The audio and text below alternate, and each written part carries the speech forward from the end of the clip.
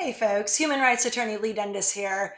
I got a quick message for you today. There is a name for a government that has only one branch in session, and that name ain't democracy, it's a dictatorship. My fellow Californians, we need to wake up. Our governor is currently saying it is illegal to work for money, but you are encouraged to work for free and volunteer.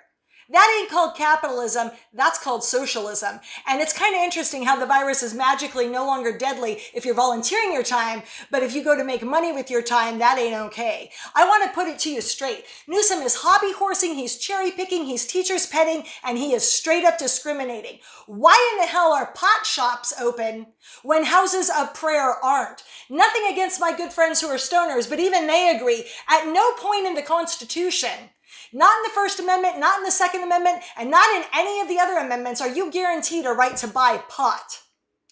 You are guaranteed, however, a right to pray and to assemble and to speak and to move, which seems to have been forgotten in our haste to contain a virus that is less than 1% deadly. Absolute power corrupts absolutely. And nowhere is that more evident than inside the last 2 weeks, where the ruler of our little nation state, as he has taken to referring to this and himself, has managed to piss off not just the Democrats and the Republicans and the lawyers and the stoners, but even the LA Times, who this morning called them out for basically being a king who is doing with fiat what would never be allowed if all three branches of government were actually in session right now. I got news for you guys. This is not going to end with tiny little protests in front of your city hall, much though I wish it would. It is not going to end with you writing a check, and it ain't going to end with you dropping names or reaching out to your powerful connections. Your indecision right now is a decision. Your failure to show up is a vote for oppression. You need to get off the fence. You need to do that right now. You need to stop watching the game and start getting in the game. Freedom is not something you buy. It is something you earn every damned day, and especially this week. Unless you're a Native American, you are here because your ancestors fled a country that they didn't want to be in anymore. They got on a gosh damned boat, they crossed an entire ocean that probably could have killed them, running away from a very similar dictatorship to the one that we are creating right now in California.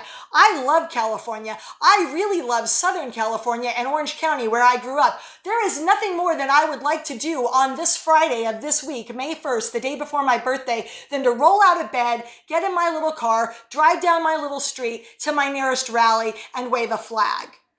It ain't gonna cut it, guys. You should not be making your excuses to me right now as to why you cannot get to Sacramento on Friday. You should be in a veritable pissing contest with everybody you know. Your work colleagues, your friends who are farmers, your friends who are white shoe lawyers, your second cousin who lives in Timbuktu, California, trying to see who can get the most people with the most cars and the biggest cars and trucks to Sacramento at noon in front of the Capitol this Friday. I'm going to break it down for you. It's not hard. You wake up on Friday morning early, you get in your car, you drive your little buns up to Sacramento, and you get there in front of the state capitol at noon. You want to know who is in charge of this protest? You are. You are the leaders that you have been looking for. I cannot win this fight for you. I cannot win this fight for you. It is not something you can mail your vote in for. I was on the ground in Thailand in 2014, and this, folks, this is what a people exercising their right to assemble and make their voices and their wishes known looks like. This is what it looks like. You need to show up on Friday in Sacramento by the thousands.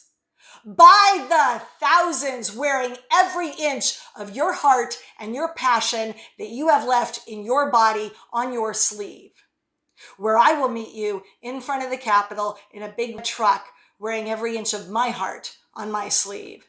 To quote a famous attorney down here in Southern California by the name of Larry Parker, I will fight for your rights. The question is, will you?